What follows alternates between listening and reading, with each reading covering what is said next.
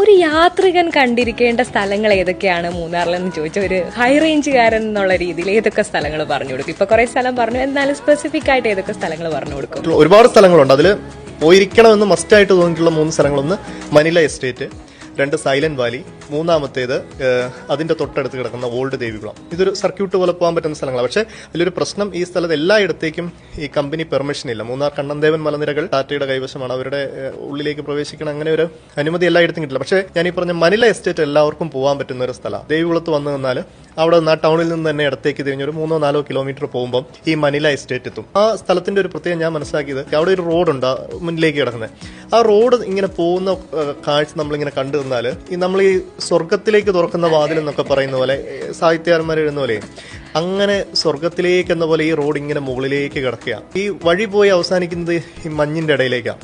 അപ്പൊ അതിനപ്പുറത്തേക്ക് നമ്മൾ ഇങ്ങോട്ട് നടന്നു ചെന്ന് കഴിയുമ്പോൾ അതിന് താഴെ തേയിലത്തോട്ടങ്ങൾ, അപ്പുറത്ത് ചെല്ലുമ്പോൾ ഈ തൊഴിലാളികൾ താമസിക്കുന്ന ലയങ്ങൾ, അതിന്റെ ഒരു കാൽപ്പനികമായിട്ടുള്ള ഒരു ഭംഗിയുണ്ട്. അപ്പൊ അതില് ആ ലയങ്ങളോട് ചേർന്ന് തന്നെ എപ്പോഴും ഒരു കോവില്. ഈ തമിഴ്നാട് ക്ഷേത്രങ്ങളുടെ ഒരു പ്രത്യേകത നമുക്കറിയാം, ദ്രവീഡിയൻ ആർക്കിടെക്ചറാണ്. അതിങ്ങനെ പല വർണ്ണങ്ങളിൽ ഉണ്ടാക്കിയിട്ടുള്ളത്. അങ്ങനത്തെ ക്ഷേത്രങ്ങൾ, ഒരു പള്ളി ഉണ്ടാവും, ഒരു ക്യാൻറ്റീൻ ഉണ്ടാവും, ഒരു ഫുട്ബോൾ ഗ്രൗണ്ട് ഉണ്ടാവും. ഇതെല്ലാം നിൽക്കുന്നത് വലിയൊരു പുൽത്തകിടിക്ക് നടുവിലായിരിക്കും ഈ ലയം നിൽക്കുന്നത്.